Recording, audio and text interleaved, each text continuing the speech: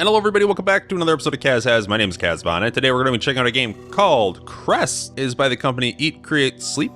They made a game called Among Ripples, which is a free game out there that is basically an ecosystem simulator where you have very little player agency over what happens in the ecosystem of your lake. You can make very small changes, like introduce some animals, but for the most part it's make a little bit of change and try and figure out what your change did to the overall result of what happens to your pond ecosystem. In this game, it kind of expands on that idea quite a bit.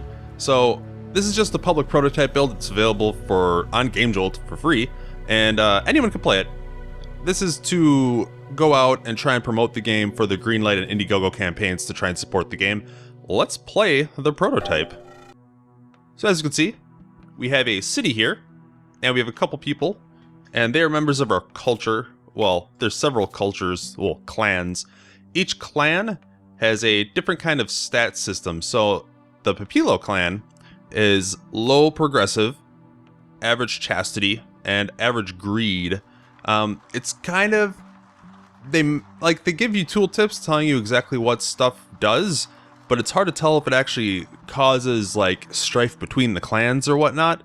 It's kind of hard to figure that out, but in general, the point of the game anyway is to just kind of watch your cultures develop and spread out across this island. The art style is based on like river cultures of like, I want to say Mesopotamia, Sub-Saharan like tribes, so it's pretty African, but it's also very nondescript, and I don't know why it zoomed in on there automatically.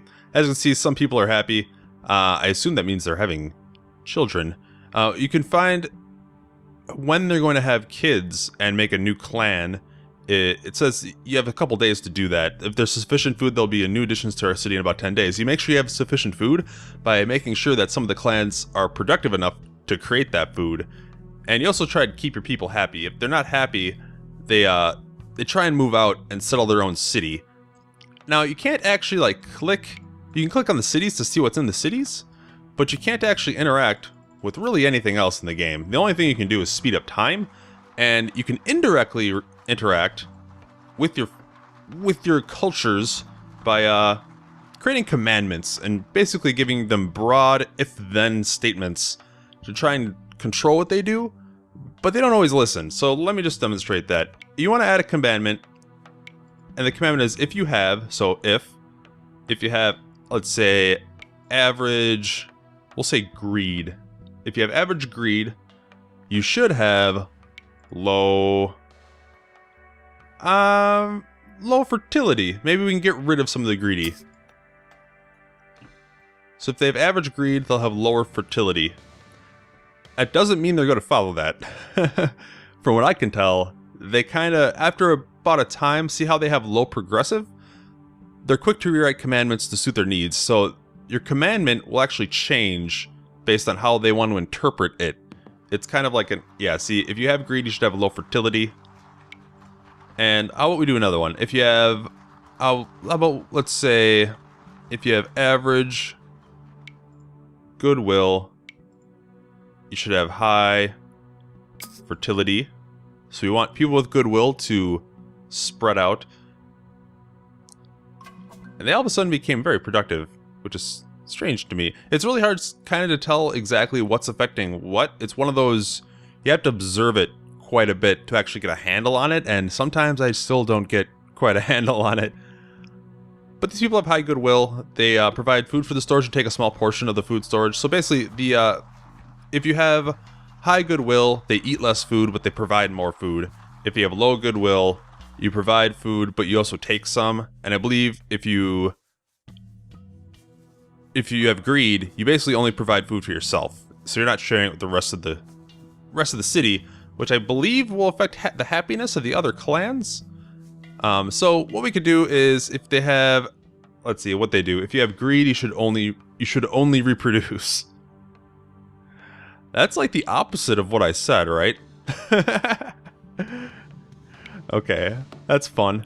How about if you have low, I don't know if you have low fertility,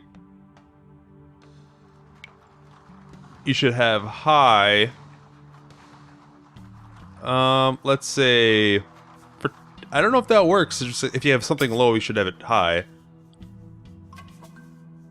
And we have another clan that just spawned. As you can see, they're like, the culture is moving outward, and I believe this man right here will make another city? Oh no, that's a farmer. I'm bad. There is one type of unit where if you see him spawn and start walking out, he's going to make a new city. But for the meantime, they're just creating their farmlands and going out and harvesting and bringing it back. It's weird how it doesn't actually differentiate which clans these people belong to, but it is, once again, a prototype, so you can't really expect that. What they do so far, if you have goodwill, you should only reproduce. So, okay, did that screw a bunch of stuff up? Let's see. They have low goodwill. We do not reproduce. We do not reproduce.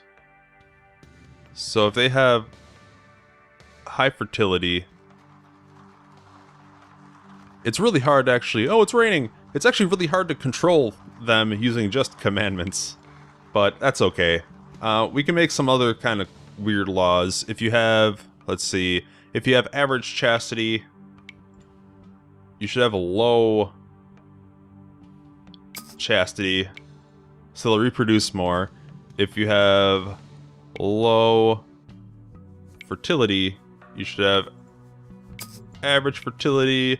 If you have high progressive, you should have low greed. If you have... You can just make so many if-then statements and see what they do with them, which is what I really like. So if they have... let's keep going. If they have high greed, you should have a low fertility. I'm interested to see if you make a bunch of conflicting statements, how it parses it out. And you only really get to see that over time. So we can actually speed up time to maximum. It does go day by day, but they don't, it's not like literal day by day. Like they'll reproduce in 6 days. So every 4 days, 3 days, 2 days, 1 day. And it didn't seem, oh, it seemed like there wasn't sufficient food, maybe? We are losing clans. We're hungry even after we took food from the storage. Low goodwill, greed. What'd they do? If you have average chastity, you should have low chastity. If you have low fertility, you should have average fertility. If you have high progressive, you should have low greed. If you have high greed, you should have low fertility. How about if you have low greed, you should have... see, I don't want them to die, because then we just lose all of our people. We can't actually give them... Oh, we can give them goodwill. There we go. So now they have high goodwill. So hopefully there'll be enough food for everybody. They do die after a certain, like, they're 19 years of age, 20 years of age, which is strange. Whenever, I think it's whenever a day passes, they gain a year.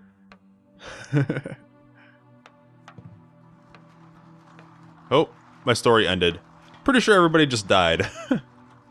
It is a prototype, but as you can see, it's kind of an interesting idea, right? You control cultures on a macro scale. You don't micromanage them. You just give them broad direction and see what they do with that. And they can change that. I do know there's other stuff going to be added to the game, obviously, because it is just a prototype. And there will be an Indiegogo campaign and there will be a Greenlight campaign. So keep an eye out for those. I'll leave a link in the description below for those, even though they're not up yet. But they will be, I think, in a couple of days, actually. But yeah, keep an eye out for that. This is Crest by Eat, Create, Sleep. It's actually pretty cool. I'm kind of excited to see where it goes, because I kind of like the idea of not having such granular control over the culture in a God game. It reminds me kind of like Black and White if you got rid of the animals. A little bit. I think in Black and White you can still throw people to their death, but in this you can't actually do that. So, yeah. If you dig it, check it out. Thanks for watching. I'll see you next time.